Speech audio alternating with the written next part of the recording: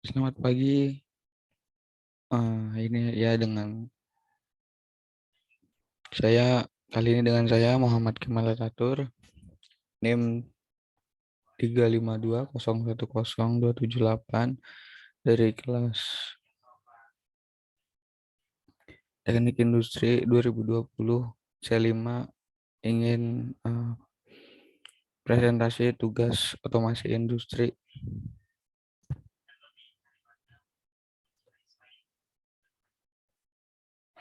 Tugas mandiri yaitu menjawab soal. Di sini terdapat 9 soal yang udah saya buat jawabannya juga. Mari langsung saja ke jawaban yang sudah saya buat. Mari kita jelaskan. Untuk soal pertama yaitu apa itu listrik dan bagaimana listrik itu bisa dibuat. Listrik sendiri berasal dari bahasa Inggris yaitu elektrik yang mempunyai arti energi. Listrik merupakan fenomena fisika yang berhubungan aliran elektron dari atom yang disebabkan oleh gesekan ataupun adanya proses kimia yang menghasilkan listrik. Listrik yaitu suatu energi yang hanya dapat mengalir pada suatu media saat adanya perbedaan potensial antara muatan positif dan negatif. Pembentukan listrik, tenaga listrik dapat dihasilkan dengan memanfaatkan tenaga alam seperti uap, gas alam, minyak bumi, dan panas bumi.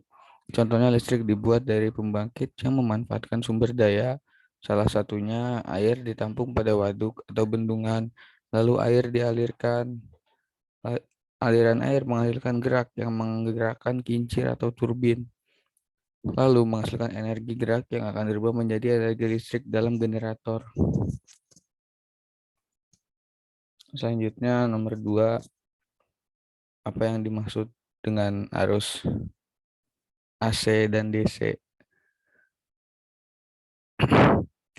Arus listrik yaitu energi yang bisa disalurkan melalui media penghantar. Adanya arus listrik yang mengalir dari saluran positif ke saluran negatif. Arus AC atau alternating current dapat disebut juga arus bolak-balik. Arus ini biasanya dihasilkan oleh generator yang dapat menghasilkan listrik, namun besar dan arahnya selalu berubah setiap waktu. Contohnya dalam kehidupan kita yaitu pada barang-barang elektronik, listrik AC digunakan PLN Indonesia sebagai sumber arus dan dapat digunakan pada perangkat elektronik seperti lampu, mesin cuci, dan sebagainya. Kemudian direct current atau DC dapat disebut juga dengan listrik searah. Mulanya aliran arus DC dikatakan mengalir dari kutub positif ke negatif. Namun setelah banyak penelitian yang dilakukan para ahli, arus listrik DC mengalir dari kutub negatif ke positif. Contohnya yaitu arus yang digunakan pada lampu laptop, komputer, radio, dan lainnya. Nomor 3, apa perbedaan ketika ada arus tinggi, tegangan rendah, dan tegangan rendah arus tinggi? Lebih berbahaya mana? Tegangan sangat rendah, tegangan berkisar sampai 50 volt. Tegangan rendah, low voltage. Tegangan rendah berkisar antara 50 volt sampai 1000 volt atau 1 kilovolt. Jenis kabel yang digunakan juga harus mampu digunakan pada tegangan 50 volt sampai 1000 volt. Tegangan tinggi atau high voltage berkisar 36 kilo voltage sampai 150.000 volt atau 150 kilo voltage. Jenis kabel yang digunakan juga harus mampu digunakan pada tegangan di atas 36 kV sampai 150 kilovolt. Tegangan lebih berbahaya daripada arus karena arus masih bisa dibatasi oleh hambatan. Pada penggunaan yang bagaimana ketika arus tegangan rendah dan tegangan tinggi arus rendah? Arus tinggi tegangan rendah digunakan pada baterai, aki atau peralatan rumah tangga. Sedangkan arus rendah tegangan tinggi digunakan pada PLN dan generator. Apa peran otomasi industri bagi perusahaan? Sistem otomasi pada manufaktur adalah penggunaan mesin intelijen di pabrik, sehingga proses manufaktur bisa dilakukan dengan mengurangi peran manusia. Hal ini melibatkan berbagai sistem kontrol yang memungkinkan peralatan operasi dijalankan sendiri. Dan tentu saja dengan sedikit intervensi manusia, tugas yang membutuhkan kecepatan, presisi, dan juga daya tahan meningkatkan produktivitas dan mengurangi biaya upah kepada tenaga kerja. Apabila otomasi industri benar-benar diterapkan, maka perusahaan akan merasakan beberapa keuntungan, yakni sebagai berikut. Satu, meminimalisir tingkat kesalahan. Dua, meningkatkan tingkat produksi. Tiga, mengurangi waktu produksi. Empat, meningkatkan efisiensi. Lima, memfokuskan tenaga kerja pada hal penting. Enam, mengurangi beban biaya untuk karyawan. Enam, bahkan arus negatif dan positif dan bagaimana bisa terbentuk. Arah arus searah dan arah muatan positif. Arah arus listrik atau berlawanan dengan arah aliran elektron. Suatu partikel dikatakan muatan positif apabila kehilangan elektron dan dikatakan bermuatan negatif apabila menerima elektron dari partikel lain.